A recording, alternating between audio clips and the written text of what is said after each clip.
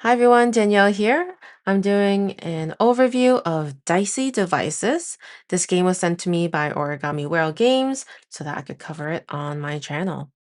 So the premise of this game is that you play as rival mad scientists competing to be the last one standing.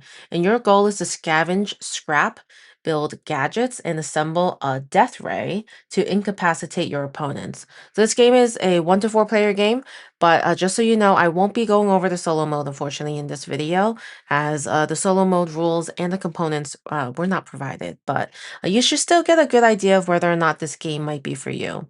So as far as board game mechanics, Dicey Devices has a couple. So the first one is engine building. So you're going to be adding device cards to your laboratory. You do start with a prototype and 2 of them here already in these spaces. But throughout the game, you'll be able to gain access to all of these other Dicey or device cards, essentially, that you'll be able to get into your lab, which will mean that you can create combos for more actions and gaining resources.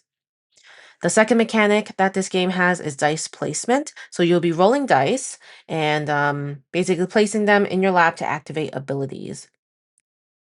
The third thing is area control. So here we have the scrapyard.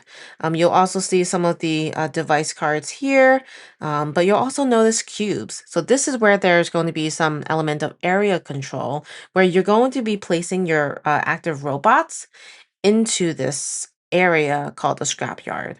And if you end up having the most, then you're securing, that sector and getting those new parts.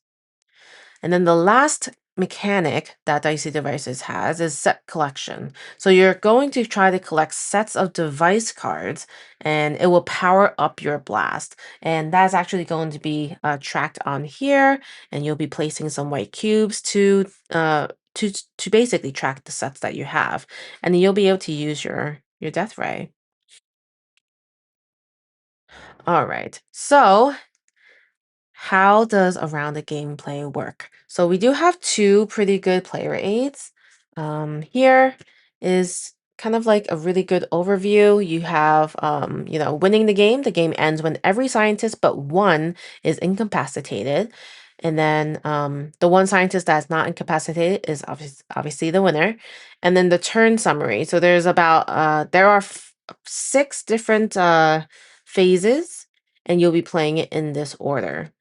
And then on the back of it, I do just have a second one.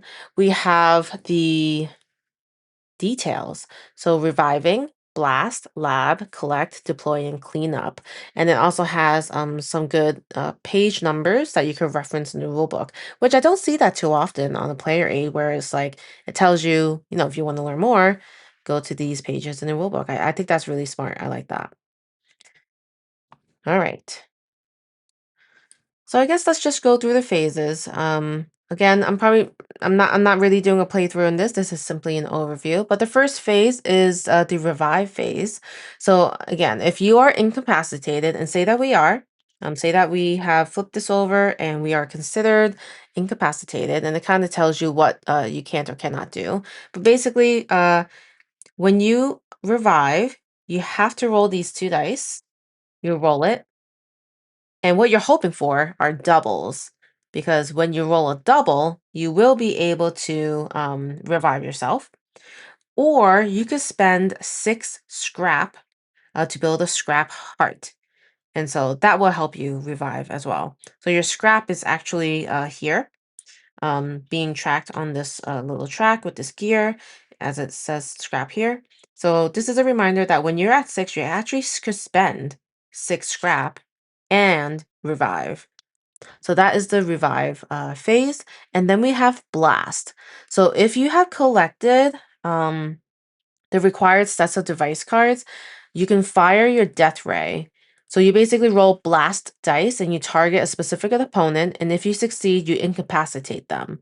And there is, a defense phase to that as well. So um, there's some good death ray notes. So it says, when do I blast? Blasting takes place during your blast phase unless you have 0 sets. How many blasts do we get? 1 blast per collected set. And then what do I roll per blast? So for one set, it's a simple blast. So that's rolling 1d6. Two sets, you roll 2d6 attack, and you attack with a higher number. And then 3+ sets is a nuke blast. So you roll 1d12. So it does come with a d12, which is pretty neat. So you roll that, and then hopefully you get a good number.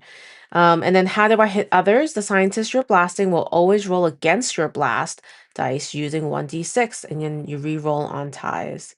So yeah, you definitely want to try to roll the higher number there. So in the lab phase, you're going to be rolling two lab dice, and you're placing them on your lab board. So this is your lab board basically. Um, And this is basically the core of your engine. So you place a die and you activate the space that you placed the die in. And typically, it's all spaces to the left of where you place it. And you could trigger a cascade. So lots of combos there. And this is how you actually gain scrap and robots and use card abilities. You can also combine dice for higher numbered spots. So if you were to roll these two, um, this is going to be a 5, but if you were to, roll a 6 and a 3, that would be a 9. So you'd be able to place it in that spot and do its action. And then this one is simple. For the collect phase, you place the dice with the values rolled from your lab phase in the corresponding sectors of the scrap yard.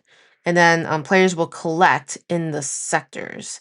So that's kind of in this section here where each of these have a numbered sector 1 through 6.